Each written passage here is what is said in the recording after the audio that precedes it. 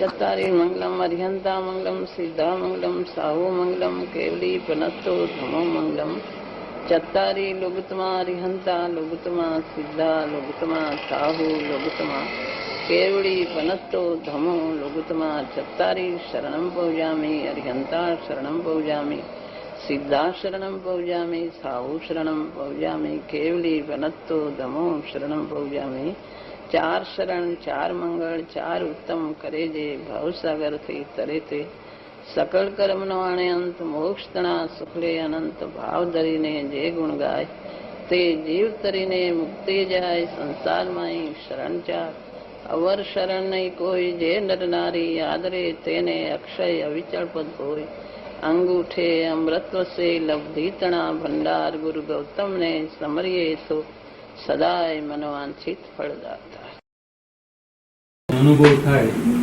એ જે વચ્ચેના કયા કયા પગથિયા આવે અને તેનો આપણને કેમ ખ્યાલ આવે કે આપણે સાચા માર્ગે છીએ. શું બાહ્ય વસ્તુનું જ્ઞાન થાય, બાહ્યલક્ષી જ્ઞાનમાં વસ્તુનું સ્વરૂપ સમજાય અને અનુભવ થાય એ જે વચ્ચેમાં કયા કયા પગથિયા આવે. લક્ષી જ્ઞાનમાં તો એ વિચાર કરે, નિર્ણય કરે, એ બધું આવે અંદર. સાચું સ્વરૂપ શું છે? બાહ્યલક્ષી જ્ઞાન એટલે અંતરતઃ રુચિ તો હોવી જોઈએ, પોતાના સ્વરૂપની રુચિ હોવી જોઈએ, સ્વભાવને ઓળખવો જોઈએ. બાહ્યલક્ષી જ્ઞાન એટલે પોતાના સ્વરૂપને ઓળખવું જોઈએ. જ્ઞાન સ્વભાવ હું છું, હું આ વિભાવ નથી, હું સ્વભાવ મારો જુદો છે, વિભાવ મારું સ્વરૂપ નથી. ને ભેદજ્ઞાનની રુચિ હોવી જોઈએ, એ તરફનો એની મહિમા હોવી જોઈએ, એને વૈરાગ હોવો જોઈએ. વાર પદાર્થ અંતર વિભાવથી વૈરાગ હોવો જોઈએ. એ બધું અંદર આવે. લગ્ન લાગે, આત્મા વિના ક્યાંય રુચિ નહીં, એ બધું હોવું જોઈએ અંદર. સાચી જિજ્ઞાસા હોવી જોઈએ. વારંવાર સ્વરૂપ વગર ચેન પડી નહીં, પછી વિચાર કરે, વાંચન કરે, એ બધું સ્વભાવમાં એ બધું હોવું જોઈએ. અંતર ધ્યેય આત્માનું હોવું જોઈએ. અનુભવ તો પોતે જ્ઞાયક સ્વભાવને ઓળખે, ભેદજ્ઞાન થાય, જ્ઞાતા ધારાની ઉગ્રતા થાય તો અનુભવ થાય.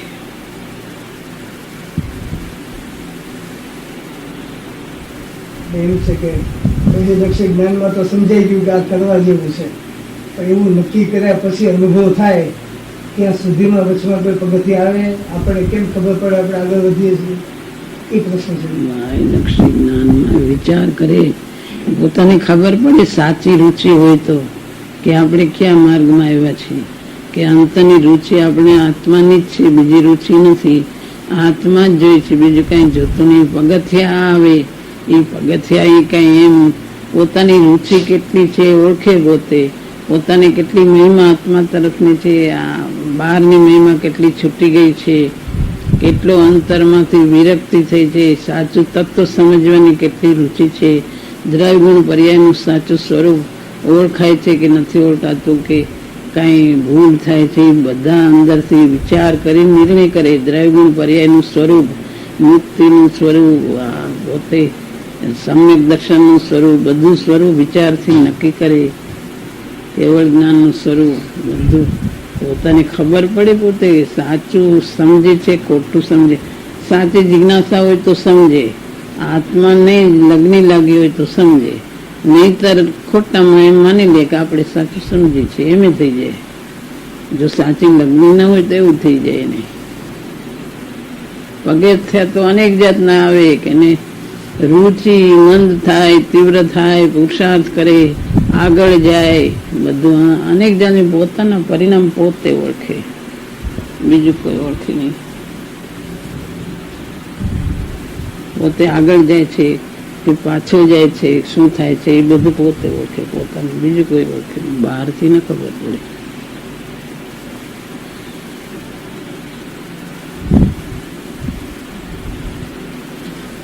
સાચો નિર્ણય છે કે નથી, કે અંદર દ્રઢતા પોતાની કેટલી છે, પોતાના વિચારમાં ભૂલ થાય છે, શું થાય છે, બધી લગ્નની સાચી જિજ્ઞાસા હોય તો સમજાય. નહીતર એને એમ થાય કે આપણે બધું સમજી ગયા છીએ. હા, સમજી ગયા છે, હવે તો પુરુષાર્થ કરવાનો બાકી છે. એમ ક્યાં દ્રવ્યગુણ પર્યાયના સ્વરૂપ સમજવામાં ખામી છે એ પોતાની સાચી લગ્ની ન હોય તો ખબર ન પડે કઈ, તો ભ્રમ થઈ જાય એને કાંઈક. પોતે ધ્યાન ખૂબ કરે, મને કંઈક પ્રગટ થઈ ગયું એવું માની લે. સાચો નિર્ણય કરે તો હા એ તો એમ જ છે એમ થઈ જાય. એની મહિમા કેટલી આવવી જોઈએ એ બધું સમજે પોતે. ખરી જિજ્ઞાસા હોય તો સમજે, નહીતર ભૂલ થાય. થોડામાં જાજુ માની લે એવું થાય. કોક એને વાહ વાહ કે તો કે પોતે અંદર એની માન ચડી જાય તો અનેક જાતના પગથિયા આવે છે વચમાં.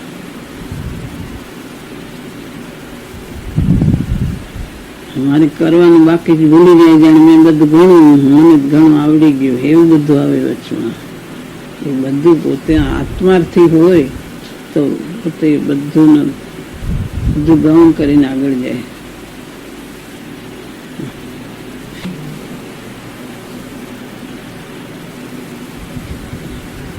સ્વરૂપનું ભાવ વાસણ અને આત્માનો અનુભવ બંને એક છે તે તફાવત છે. ભાવ ભાષણ ને અનુભવ. ભાવ તો એને ભાવને ગ્રહણ કર્યો, સ્વભાવને અંદરથી ઓળખી લીધો, અને અનુભૂતિ તો એની પરિણતિ સ્વરૂપમાં જામી ગઈ છે. ભાષણ એટલે એના જ્ઞાનમાં આવ્યું. ભાવ જેવો છે એવું એને ગ્રહણ કર્યો, સ્વભાવ ભાવને ગ્રહણ કર્યો. આ તો સ્વરૂપમાં જામી ગયું છે પોતે. અનુભવ એ જુદું છે ને ભાવ ભાષણ જુદું છે. એની તફાવત છે. એનું ભાવ અને ભાષણ માત્ર થાય છે, ઓલી એને અનુભૂતિ થાય છે. ભાવ એને ગ્રહણ થાય છે કે આ સ્વભાવે હું છું એમ. ઓલું તો એને સાક્ષાત પરિણતિ, સાક્ષાત અનુભૂતિ થાય છે. જેમ છે એમ પોતે એમાં સ્વરૂપમાં જામી જાય છે. અનુભૂતિથી ઓળખાય છે આત્મા, ઓલા ભાષણથી ઓળખાય છે. અનુભવ પેલા ભાવ વાસણ આ પેલા ભાવ વાસણ થાય છે. ભાવ વાસણના જ્ઞાનની મુખ્યતા, અનુભૂતિનો ચારિત્ર્યની મુખ્યતા એમ નહીં.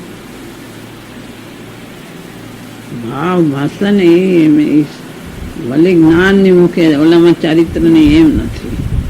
એ સાચું સમ્યક પરિણતિ જ એ વખતે થાય છે, અનુભૂતિ વખતે. આ તો એને ભાવ ભાષણ થયું છે, હજી એને પરિણતિ નથી પ્રગટ થઈ. એ સમ્યક નામ એ પરિણતિ પ્રગટ થાય ત્યારે એમ નામ અપાય છે.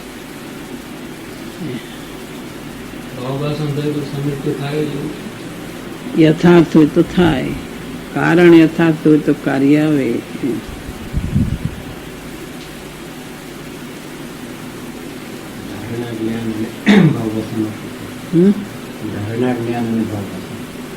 ધારણા જ્ઞાન એને વિચારથી નક્કી કરે છે. અમે યુક્તિથી, ન્યાયથી. ઓલો ભાવ એને અંતરમાં એવી જાતને એમ કે બસ આ જ્ઞાન સ્વભાવ તે જ હું છું.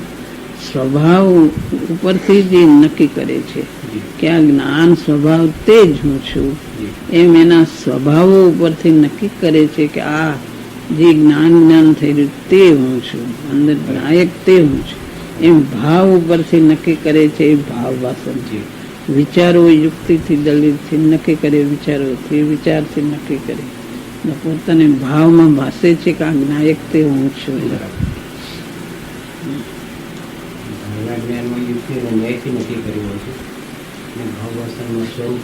સ્વરૂપ ની અંદર ભાવ ને ઓળખીને નક્કી કરે છે.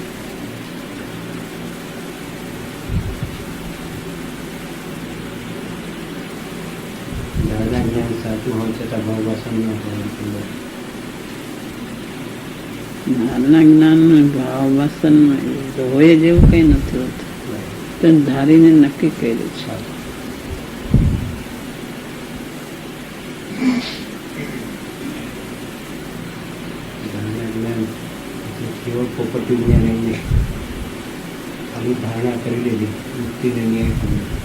ધારણા માત્ર બધું સમજી લીધું, યાદ રાખી લીધું. એમ ધારણા નો અર્થ યાદ રાખી લીધું. બધું એમ થાય નક્કી કરેલું વિચારથી. જે શાસ્ત્રોમાં આવે છે, જે ગુરુદેવ કીધું છે એ બધું પોતે ધારી લીધું. અને પોતાના ભાવમાં બેસાડું અંદર આ નાયક તે હું એ જુદું રહી જાય છે.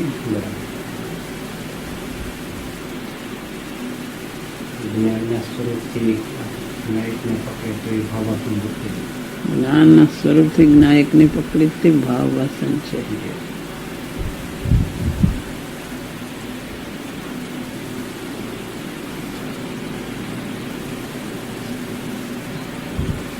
ચારિત્ર સ્વરૂપ આચરણ ચારિત્ર એ નિર્વિકલ્પ દશામાં છે, પણ એ કઈ ચારિત્રની મુખ્યતા એમ ન કહેવાય. એમાં તો શ્રદ્ધા જ્ઞાન ચારિત્ર બધું સાથે છે. અને ભાવ ભાષણ એ તો સમ્યક દર્શન થયા પેલાનું એક કારણ છે.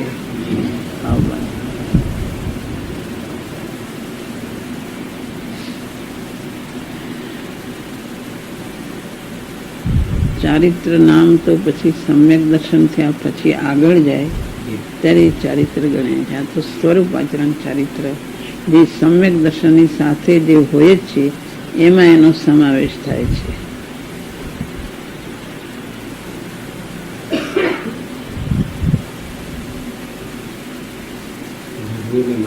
જમીને રાગ થાય છે, રાગનો રસ હોતો નથી. એ વાત આપણા શ્રીમુખેથી બહુ સ્પષ્ટ સમજી. રાગનો રસ કોને કેવો? રાગ તો ખ્યાલ હોય છે, રાગ તો જ્ઞાનીના કરતા. રાગનો રસ એને હોતો નથી. આમ જોઈએ બહારથી તો રસ આમ પકડી શકાતો નથી. તો આપણા શ્રીમુખેથી સમજવું છે કે રસ કોને કેવો. અને રાગનો રસ અંતરથી ન્યારો રહે છે. રાગ આવે એ ક્ષણે જ આ રાગ મારું સ્વરૂપ નથી, હું તો નાયક છું, વિતરાગ સ્વરૂપ છે. આ રાગ મારું સ્વરૂપ નથી. રાગથી ન્યારો રહે છે.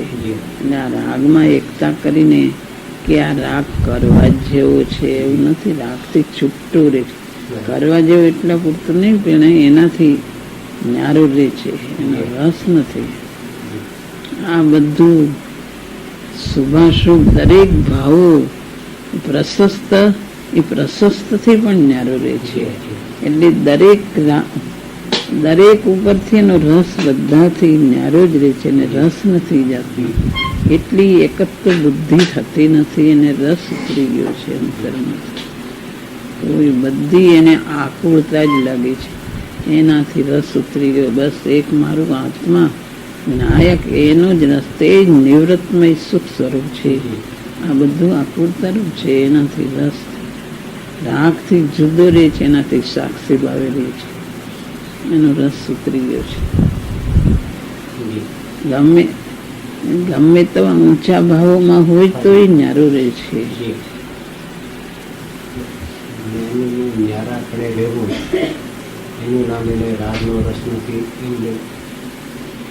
હા, ન્યારા રસ ન હોય તો જ ન્યારો રહી શકે.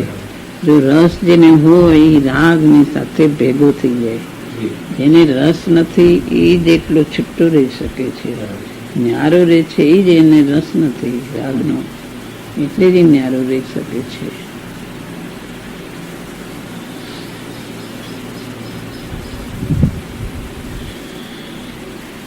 રસ જેને હોય એ ન્યારો રહી શકે જ નહીં.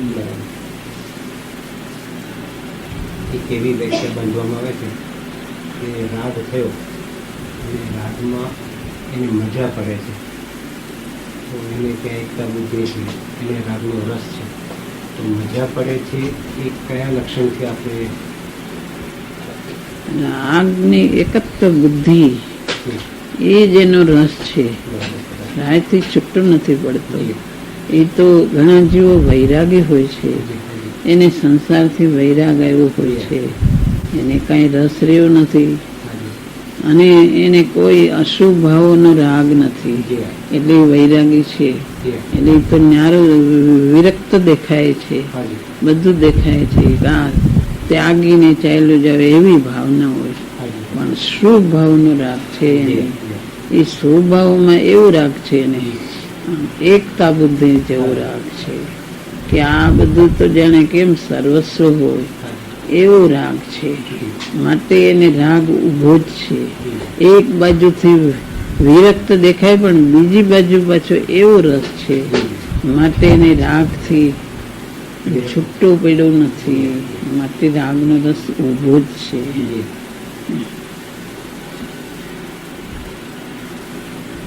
આ તો રાગમાં કેટલાક જીવો તો વૈરાગ્ય હોય છે, એને સારું માનતાય નથી, છોડવા જેવું માને છે. જી. આ બધો સંસાર આખું તારું દુઃખરૂપ છે એવું માનતા હોય છે, બધું દુઃખરૂપ છે, બધું અનિત્ય છે. હાજી. એવા વૈરાગી દેખાય કે કાંઈ એને રસ ન પડતો હોય, રસ ઉડી ગયો છે એવું દેખાય. જી.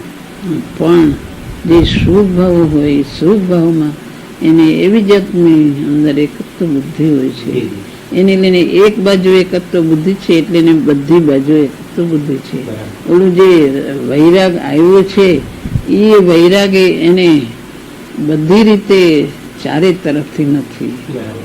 માટે રાગને આદરણી માને છે એમ જી. કહે છે. એને અશુભનો પણ રસ છે એમ કહેવાય. હા, બધો રસ પડ્યો છે અંદર. એના ઉપયોગમાં કે એમાં એને પકડાતું નથી, પણ અંદરમાં પડ્યું છે. એને કોઈ હેતુથી એને છૂટી ગયો છે જી. કે આ દુઃખરૂપ છે, આનું ફળ નથી સારું, આ નરક નિગોદાનું ફળ છે, જી. આ બધું અનિત્ય છે, ગમે એ હેતુથી બધું છૂટું છે, હાજી. પણ પોતાનો સ્વભાવ ઓળખીને છૂટું નથી એટલે પડ્યું છે બધું. બરાબર. પાછું એ કંઈક એવું દેવલોક કે કંઈક મળે ત્યાં બધું જે રાગ હોય એને ઊભો થાય છે, અંદરથી છૂટ્યું નથી.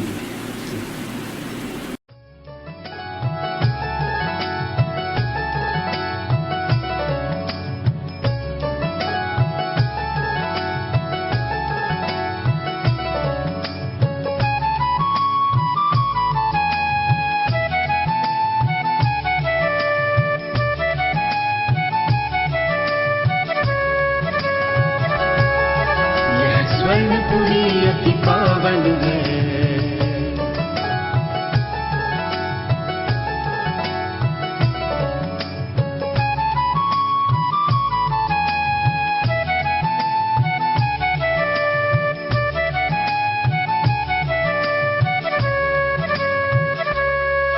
यह स्वर्णपुरी अति पावन है,